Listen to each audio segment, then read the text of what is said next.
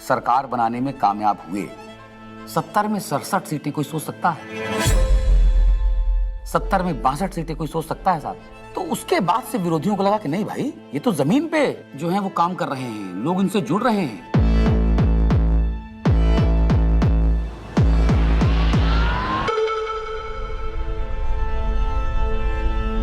कहानी शुरू होती है तब से जहां से आम आदमी पार्टी ने पंजाब जीता। लोगों की भूख थी आम आदमी पार्टी की। उन्होंने कहा आम आदमी पार्टी हमें चाहिए। लोगों ने वोट दिया और पंजाब में आम आदमी पार्टी का जन्म हो गया। पंजाब के लोग जो हैं वो सच्चे बंदों को पसंद करते हैं और जिसके साथ दिल से जुड़ जाएं जुड़ जाएं।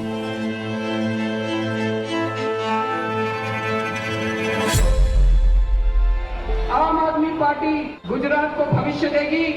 गुजरात की 6 करोड़ जनता के साथ मिलके एक नया गुजरात बनाएंगे जिसमें 24 घंटे बिजली होगी। और उसके बाद आम आदमी पार्टी गुजरात में जैसे ही घुसी तो वहां से एक दिल्ली के अंदर हमें चेंज आता हुआ दिखाई दिया।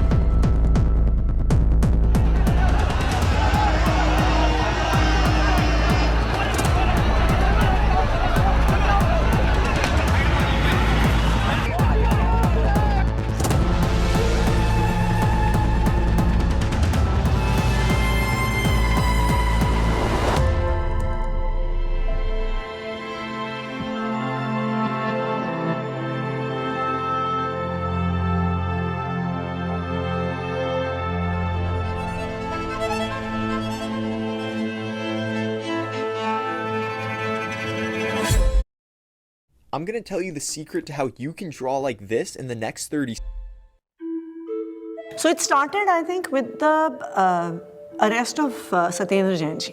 And मुझे लगता है कि ये स्ट्रैटेजी उनकी शायद रही होगी कि जो भी अरविंद केजरीवाल के सिर्फ आईज, ईयर्स, आर्म्स, हैंड्स, जो पूरी टीम है, कि अगर हम उस टीम को डिकैपिटेट कर देंगे तो हो सकता है कि काम रुक जाए। टेबल में बैठे होंगे बीजेपी के 3-4 लोग बड़े बड़े, बोले यार अब केजरीवाल को बेईमान साबित करने का क्या तरीका। किसी ने आइडिया दिया होगा कि कुछ घोटाला, बोले यार कोई घोटाला कैसे, कोई चिपकेगा नहीं इस आदमी पे। दिल्ली के स्वास्थ्य मंत्री सत्येंद्र जैन को ईडी ने हिरासत में लिया। एनफोर्समेंट डायरेक्टरेट ने सबसे पहले अरेस्ट होने वालों में मैं था। ऐसे तो कोई कर्म किए नहीं थे कि जेल चले जाएं। फिर मैंने कहा ऐसे कर्म भी नहीं किए थे मंत्री बन जाए। तो क्योंकि मुझको पूरा केस पता था तो मुझे लगा ठीक है, एजेंसी अगर अरेस्ट कर रही है थोड़े दिन में छूट जाएंगे। Why are they threatened by us? And the answer to me is very clear. आम आदमी पार्टी केवल एक सरकार या 10 नेताओं की पार्टी नहीं है। आम आदमी पार्टी एक सोच है। तब तक जो भी गिरफ्तार होते थे, पॉलिटिकल लोग भी जो गिरफ्तार होते थे, महीने में, 2 महीने में, 3 महीने में निकल के आ जाते थे। तब हमने ये नहीं सोचा था कि इतना लंबा चलेगा। अब ये जानकारी मिल रही है कि मनीष सिसोदिया को गिरफ्तार कर लिया गया है। इस वक्त की बड़ी सीबीआई बुलाया जाता था, ईडी बुलाया जाता था, उनके घर पे रेड हुई, उनके बैंक के लॉकर पे रेड हुई, दिल्ली सचिवालय में उनके ऑफिस में रेड हुई, उनकी यहाँ तक कि उनके पैतृक गांव में भी सीबीआई और ईडी वाले पहुँच गए थे। देखिए हमें तो पता था कि आम आदमी पार्टी के किसी भी नेता के पास एक भी पैसा नहीं है और मेरे ख्याल से आज ही ईडी और सीबीआई को भी पता है। मैं तो खुश था कि दिल्ली में एक ऐसी शराब पॉलिसी बनाई गई है जिसमें एक मॉल में 27 शराब की दुकानें थीं, वो अब कम हो जाएंगी और सरकार को रेवेन्यू बहुत ज़बरदस्त मिलेगा। तो मैं तो खुश था कि अच्छी पॉलिसी बनाई गई है और कई राज्य इस पॉलिसी को देख रहे थे। पर अचानक इन्होंने चिल्लाना शुरू किया है तो स्कैम हो गया है। अगर एक अच्छी पॉलिसी को ये स्कैम करार देके सीबीआई और ईडी में केस रजिस्टर करा सकते हैं तो किसी भी हद तक जा सकते हैं। मनीष सिसोदिया को ईडी ने गिरफ्तार कर लिया है। तिहाड़ जेल में पूछताछ के बाद मनीष सिसोदिया को अब ईडी ने गिरफ्तार कर लिया है। इससे पहले सीबीआई ने उनको गिरफ्तार किया था और वो इसमें पीएमएलए में 2 ही कंडीशन में बेल हो सकती है। पहली कंडीशन या तो जो सरकार का इन्वेस्टिगेशन एजेंसी है वो कह दे कि केस नहीं। दूसरी कंडीशन बेल हो सकती है जब इन्वेस्टिगेशन एजेंसी द्वारा डाले गए सारे कागज जांच कर लिए जाएं। तो भाजपा की इन्वेस्टिगेशन एजेंसी क्या करती थी, लाखों की तादाद में कागज डाल दिए। अब जज साहब कितना टाइम लगाएंगे वो देखने को, 10 साल। हमने प्रोसीडिंग्स भी पूरी देखी थी सुप्रीम कोर्ट के अंदर।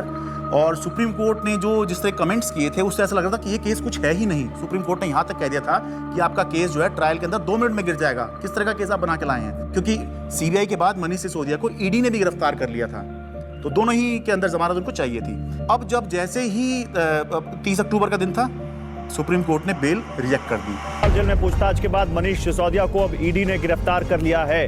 इससे पहले सीबीआई ने उनको गिरफ्तार किया था और वो तिहाड़ जेल में है। सीधे चलते जितेंद्र शर्मा के पास। जितेंद्र, बताइए, ईडी ने गिरफ्तार कर लिया है मनीष को? जी बिल्कुल, आप देखिए दूसरे दिन लगातार जो ईडी है वो मनीष सिसोदिया को अरेस्ट करके उनका टारगेट अरविंद केजरीवाल ही था।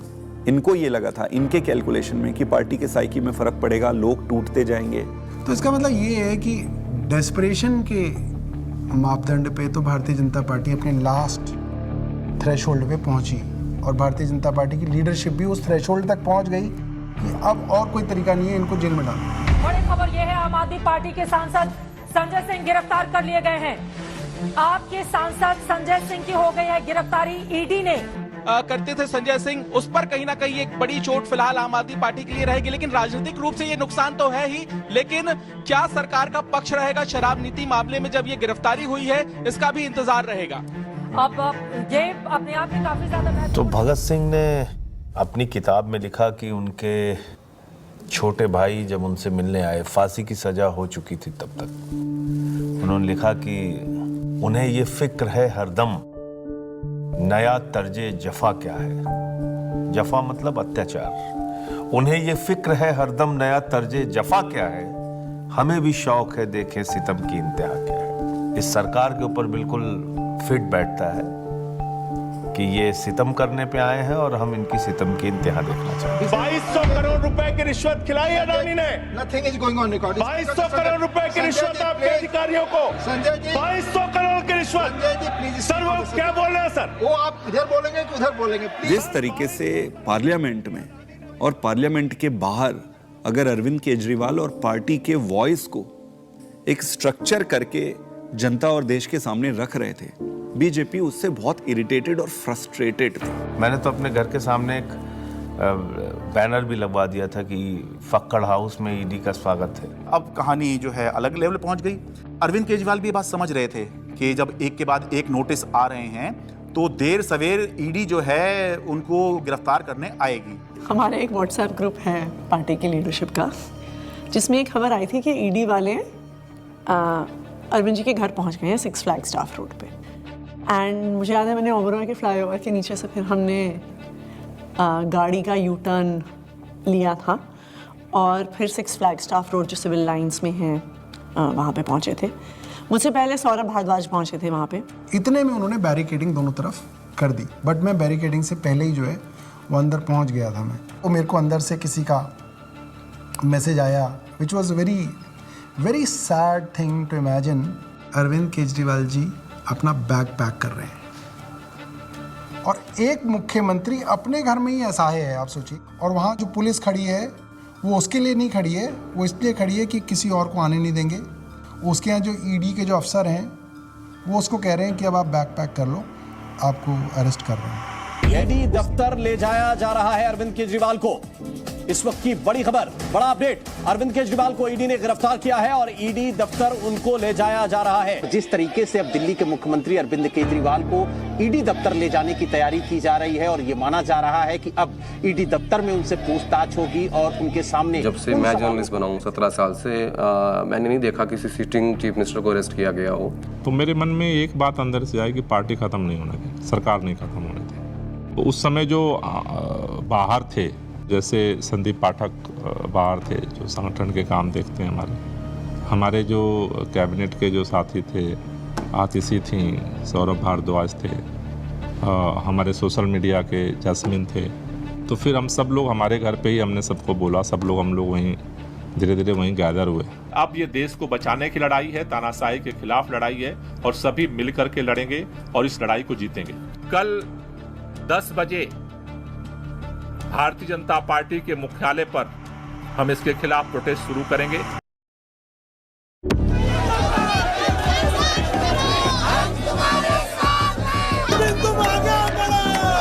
सबसे पहले मैं पहुंचा वहां। हुआ ये कि लोग पार्टी ऑफिस चले गए और हम और दुर्गेश पाठक जी जो ITO वाला चौराहा है उस पर रुक गए। ITO पे मैं जब पहुंचा तो मैंने देखा कि मेरे सामने ही आतिशी और सौरभ को अरेस्ट कर लिया गया।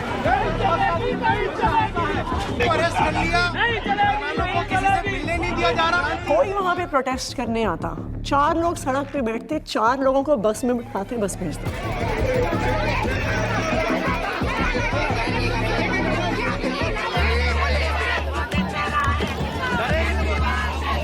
ITO के ऊपर एक फुटओवर ब्रिज है, ऊपर अगर आप जाओगे तो मैं लोकेशन चेंज करता रहता था, तो कहीं एक जगह जाके ऐसे शांत खड़ा हो जाता था, फिर मैं देखता था कौन आ रहा है किधर से, तो मैं देखता था उधर से 20 लोग आ रहे हैं, तो उनमें से मैं पहचान जाता था। मोस्टली मैं ऑर्गेनाइजेशन में काम करता था तो सबके नंबर थे, तो मैं उनको फ़ोन करके बोलता था अभी रुक जाओ 10 मिनट, मैं जहाँ बोलूँगा उस डायरेक्शन में जाना।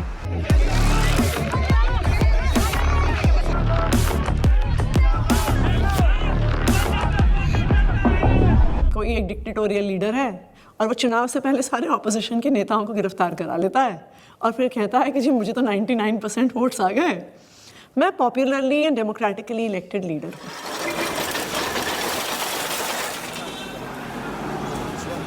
Can I have water? इसको इधर रख सकते हैं बगल में, इस टेबल को इधर रख दीजिए। 2013 में सबसे पहले लोगों ने हमें वोट क्यों दिया? हम तो कुछ भी नहीं थे, कभी कहीं सरकार नहीं चलाई थी, हम तो ये भी नहीं कह सकते थे हमने ये काम करके दिखा दिया हमें वोट दो। अन्ना आंदोलन किया था, तो अन्ना आंदोलन में लोगों ने देखा ये लड़के बड़े ईमानदार हैं, देशभक्त हैं, जिद्दी हैं, किसी चीज़ पे अड़ जाए तो करके रहते हैं। ये क्वालिटीज़ जनता को हमारी पसंद आई। इस क्वालिटी को वो ख़त्म करना चाहती थी बीजेपी, तो उन्होंने कीचड़ फेंकना चालू किया, करप्शन किया, केजरीवाल ने पैसे खाए, एक ताना बना बुना गया, लोगों को ज़बरदस्ती करके स्टेटमेंट्स दिलवाए गए, प्रेशराइज कर करके हमारे खिलाफ झूठे बयान दिलवाए गए। लेकिन कुदरत तो कुदरत है, ये क्या है, बीजेपी कुछ नहीं है कुदरत के सामने। हम लोग कुछ बाहर तिहाड़ के खड़े थे एंड आई रिमेंबर थिंकिंग कि एज ऑफ दैट टाइम हमारी कोर टीम के 5 लोग उस समय उस दीवार के उस पार थे। मेरे हाथ में बहुत कुछ नहीं था, सब ऊपर वाले के हाथ में था, और मैंने अपना अंदर समय बहुत मेडिटेशन करते हुए और गीता पढ़ के बिताया। वहाँ पे सबसे ज़्यादा जो चीज़ परेशान करती है वो होती है अनसर्टेनिटी। उस 17 महीने में एक बड़ा हिस्सा मेरे अंदर उस सिपाही की तरह छटपटाता रहा जो देख रहा था कि उसकी पूरी फौज बाहर युद्ध लड़ रही है, और वो सिपाही जो हमेशा युद्ध में फ्रंट पे होकर लड़ता था वो आज बैरक में बैठा हुआ है। मैंने प्रयास किया कि घर के लोग 6 महीने तक, जब तक मैं जेल में रहा, मैंने प्रयास किया कि कोई मुझसे मिलने के लिए यहाँ पे ना आए, क्योंकि कई बार परिवार के लोग सामने आते हैं मिलने के लिए तो मन में एक अनावश्यक कमजोरी पैदा होती है, तो मैंने इस चीज़ को अवॉइड किया। फ़ोन पे जब वो वीडियो कॉल पे जब बात होती थी, वीडियो कॉल करते थे तो हंसते थे, लेकिन वो हंसी के पीछे कुछ ना तकलीफ छुपी होती है, क्योंकि पत्नी से बेहतर कोई नहीं समझ सकता है। लेकिन हम लोग को लगता है चलो वो अगर दिखा रहे हैं तो हम लोग को भी ऐसे ही दिखाना है, तो हमारे जैसे बच्चे भी आ गए थे, तो सारे लोग सब हैप्पी फील करते थे कि पापा हम लोग ठीक है, आप परेशान मत होना और आप ठीक से रहो।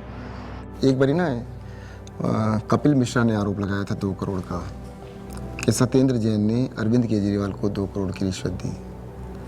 तो मेरी बेटी स्कूल में पढ़ती थी, तो उसका नाम स्कूल में 2 करोड़ ही रखा गया था।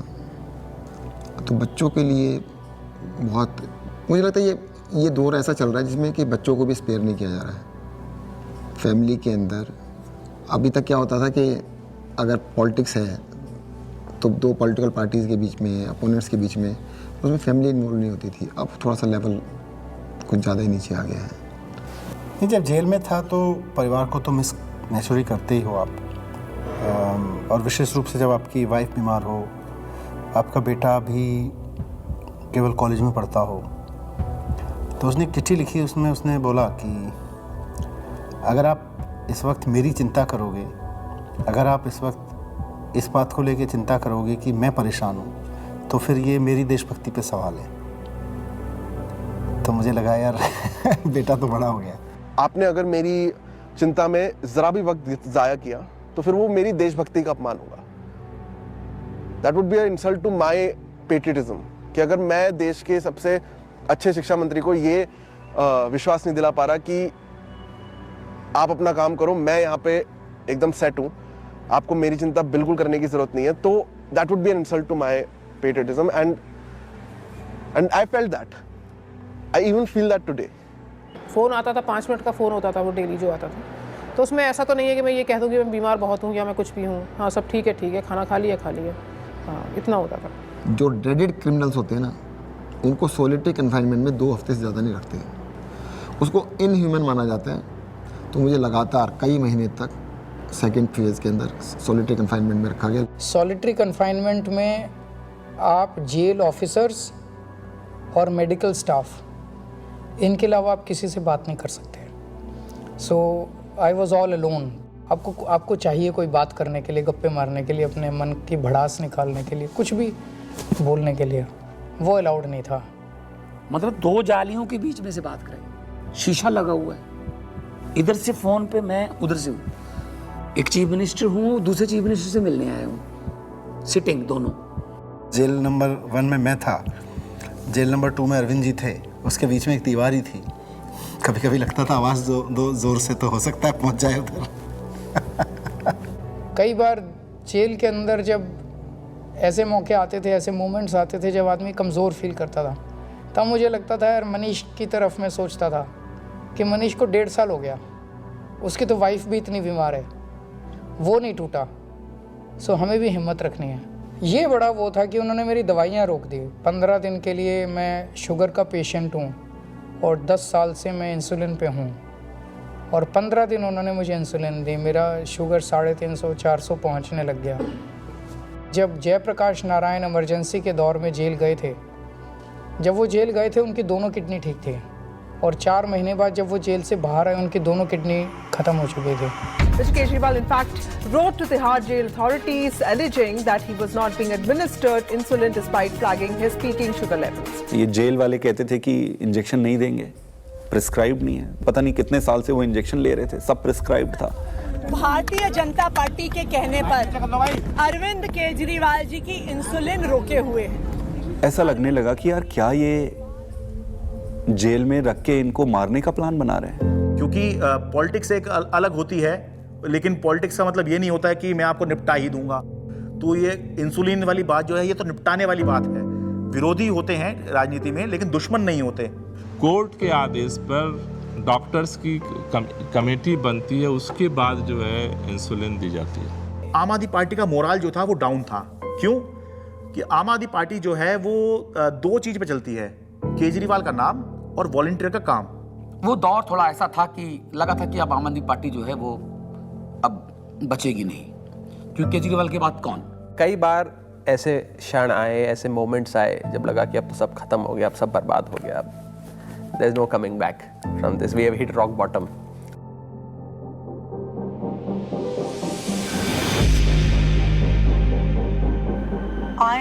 I really admire her for her strength. वो खुद पब्लिक डोमेन में आई पहली बार। मुझे लगता है कि शायद रामलीला मैदान में जब उन्होंने बोला होगा, that was probably the first time that she ever gave a political speech. सभी भाइयों, बहनों, माताओं, बुजुर्गों, आप सभी को मेरी राम नाम। अच्छा, ओके। मेरे को तो समझ नहीं आ रहा था अरविंद कैसे संभालते हैं। मैं तो बार बार यही सोचती थी कि वो तो हमेशा इसी उसमें रहते हैं। It's such a turmoil, it is not easy. मेरी पत्नी ने आज तक कभी पॉलिटिक्स में पार्टिसिपेट नहीं किया था, कभी वो सामने नहीं आई, आपने कभी उनको नहीं देखा होगा। वो हमेशा शी एंकर्स द हाउस, लेकिन इस दौरान मजबूरी में उन्हें बाहर आना पड़ा, सामने आना पड़ा। कुछ प्लानिंग नहीं थी, इट्स जस्ट दैट कि मैं अरविंद जी से मिलने गई, उन्होंने कहा कि ये मेरा मैसेज पार्टी तक दे दो, क्योंकि ये एप्रीहेंडेड की पार्टी में तो बड़ी खलबली जो भी है, उन्होंने एक मैसेज दिया और उस मैसेज की मैंने एक वीडियो रिलीज़ कर दी, अरविंद जी का मैसेज। तो वो स्लोली शायद एक एंकरिंग हो गई मेरी, और मेरा एक रोल डिफाइन हो गया, मेरी एक जिम्मेदारी डिफाइन हो गई। और जिस तरह से वो सारे पार्टी के सीनियर लीडर्स से, चाहे वो पंजाब के थे, चाहे वो देश भर के दूसरे राज्यों के थे, चाहे वो दिल्ली के थे, सबसे मिल रही थी, सबको हौसला दे रही थी और सबको एकजुट रखा उन्होंने, वो मुझे लगता है कि काफ़ी काबिल तारीफ़ है। उनके साथ जो है विधायकों की मीटिंग कराई गई ताकि सबका भरोसा बना रहे कि हाँ, घबराने की ज़रूरत नहीं है, अभी भी सब कुछ ठीक है। तो वो संवाद पार्षदों के साथ में, विधायकों के साथ में, मंत्रियों के साथ में, सांसदों के साथ में, ये सब सुनीता केजरीवाल ने ये सब किया। मुझे याद आ रहा है कि मार्च के शायद आखिरी दिन रहा होगा, दिल्ली के अंदर रामलीला मैदान में इंडिया ब्लॉक की एक बड़ी रैली हुई और वो रैली इसलिए हुई कि एक तरफ अरविंद केजरीवाल को गिरफ्तार किया था, मौजूदा मुख्यमंत्री को गिरफ्तार किया था, देश में ऐसा पहली बार हुआ। दूसरी तरफ झारखंड के मुख्यमंत्री हुआ करते थे, उनको गिरफ्तार किया गया था। तो दिल्ली में आम आदमी पार्टी ने इसकी अगुवाई करी, इस इंडिया ब्लॉक की रैली की, और रामलीला मैदान में बड़ी रैली हुई। और उस रैली का जो अचीवमेंट था कि इंडिया ब्लॉक के सारे बड़े नेता उस एक मंच पर आ गए, अपनी सारी जितनी भी उनकी आपसी विवाद हैं, आपसी मतभेद हैं, जो होता है, होगा भी, पहले भी था, आगे भी होगा, लेकिन उसके बावजूद भी जब अरविंद केजरीवाल की गिरफ्तारी का मुद्दा था तो उसको लेकर सोनिया गांधी, प्रियंका गांधी, राहुल गांधी, ये तीनों जो हैं उस दिन इंडिया ब्लॉक की रैली में आए और सारे बड़े नेता जितने गठबंधन में हैं, चाहे वो अखिलेश यादव हों, शरद पवार हों, और उससे जो है एक माहौल बना कि बीजेपी से लड़ने के लिए, या बाद में बीजेपी ने जब ये इंडिया गठबंधन बनते देखा तो एनडीए भी कहना शुरू कर दिया, उससे पहले बीजेपी ही चल रही थी। एनडीए से लड़ने के लिए एक इंडिया ब्लॉक जो है वो अब बन गया है, जिसमें मिलके जो है बीजेपी को चुनौती दे सकते हैं।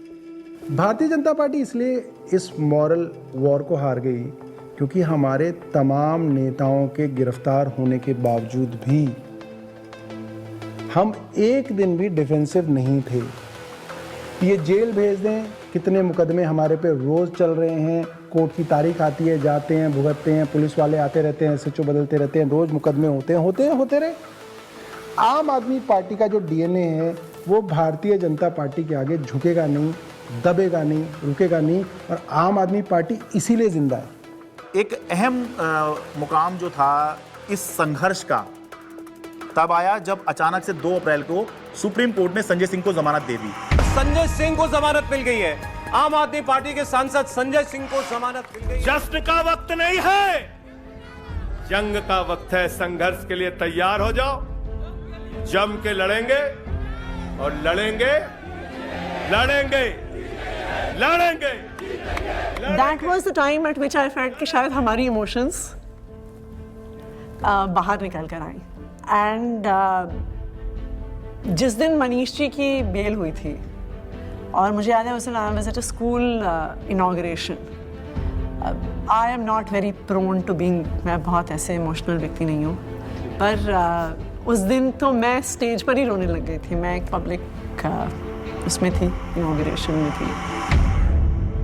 मनीष सिसोदिया को सुप्रीम कोर्ट से जमानत। इन्होंने स्टडी तो पूरा किया और उन्होंने सीढ़ी भी ठीक बनाई थी, बट वो सीढ़ियाँ ना, इसको ये नहीं पता था कि सारे केजरीवाल के रंग में रंगे हुए। डिले किया जा रहा है, डिले पर डिले, वो मनीष सिसोदिया की तरफ से नहीं, जब बल्कि प्रक्रियागत है। और तुमने सारे के सारे रिसोर्सेज यूज कर डाले, तुमने ईडी यूज कर डाला, तुमने सीबीआई यूज कर डाली, एसीबी यूज कर डाली, विजिलेंस यूज कर डाला, दिल्ली पुलिस यूज कर डाली, सारा मीडिया का नैरेटिव यूज कर डाला, पूरी पावर तुमने, मतलब कितनी गन पावर है बीजेपी की, आपने सब कुछ यूज करके इन सारे लीडर्स को अरेस्ट कर लिया। पावर है बीजेपी की, आपने सब कुछ यूज करके इन सारे लीडर्स को अरेस्ट कर लिया। उसका रिजल्टेंट क्या है? 0। आम आदमी पार्टी के पूर्व मंत्री और वरिष्ठ नेता सत्येंद्र जैन को आखिर दिल्ली के राउज एवेन्यू कोर्ट से जमानत मिल गई है।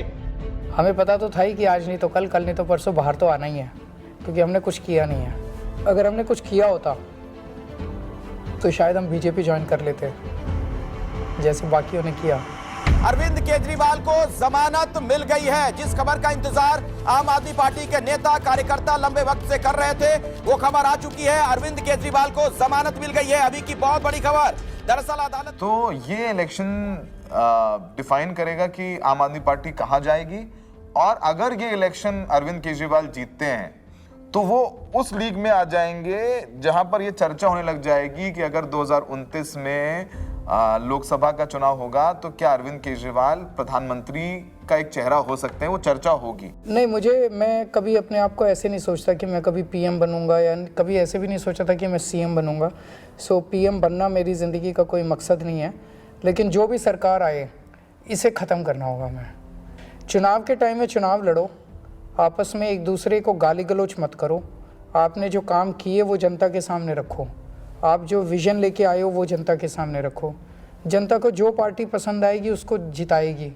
जीतने के बाद सारी पार्टियों को मिलके फिर काम करना चाहिए, देश के लिए काम करना चाहिए, चाहे पक्ष में हो विपक्ष में हो। विपक्ष को कंस्ट्रक्टिव क्रिटिसिज्म करना चाहिए ताकि सरकार अच्छा काम कर सके, लेकिन एक दूसरे का जेल में डालना ये अच्छी राजनीति नहीं है। मैं दिल्ली की जनता से पूछना चाहता हूं, मैं देश की जनता से पूछना चाहता हूं कि क्या केजरीवाल ईमानदार है कि गुनहगार है। दोस्तों, 2 दिन के बाद, आज से 2 दिन के बाद मैं सीएम की कुर्सी से इस्तीफा देने जा रहा हूं, और मैं तब तक सीएम की कुर्सी पे नहीं बैठूंगा जब तक जनता अपना फैसला ना सुना दे। Did you anticipate his resignation and why did he resign? रुके न जो, रुके न जो, झुके न जो, दबे न जो, मिटे न जो, हम वो इंकलाब हैं, जुल्म का जवाब हैं, हर शहीद हर गरीब का हम ही तो ख्वाब हैं। रुके न जो, झुके न जो, जी रहे हैं इसलिए कि प्यार जग में जी सके, प्यार जग में जी सके, प्यार जग में जी सके। जब हमने पार्टी बनाई थी तब सभी नेताओं और मीडिया ने कहा था कि इनकी एक भी सीट नहीं आएगी, लेकिन जनता ने मुझे मुख्यमंत्री बना दिया। जब हमने 2014 में असूलों के आधार पे सरकार छोड़ी तो इन सब ने फिर शोर मचाया कि आम आदमी पार्टी खत्म हो गई, अरविंद केजरीवाल खत्म हो गए। लेकिन फिर जनता ने हमें 67 सीटों के साथ जीत दिलाई, और 2020 में हमने वो कर दिखाया जो किसी ने सोचा भी नहीं था। हमने अपने काम के नाम पे वोट मांगे, शिक्षा और स्वास्थ्य के नाम पे वोट मांगे। सबने कहा कि इस देश में शिक्षा और स्वास्थ्य पर कोई वोट नहीं देगा, लेकिन जनता ने फिर सबको गलत साबित कर दिया। जनता ने कहा अगर आप हमारे लिए काम करोगे तो हम आपको पावर देंगे। मैंने तो राजनीति में इतना ही सीखा है कि जब जनता अपना मन बना लेती है तो भले ही उनके सामने कितना बड़ा तानाशाह हो, पूरे सिस्टम की ताकत हो या बड़ी बड़ी पार्टियां हों, जनता सबको ध्वस्त कर देती है। जनता के सामने किसी का अहंकार नहीं चलता, और जनता से बढ़कर कोई अदालत नहीं है। इसलिए मैं जनता के बीच जाऊंगा और अब जनता फैसला करेगी। जुल्म का जवाब है, हर शहीद हर गरीब का हम ही तो ख्वाब हैं। रुके न जो।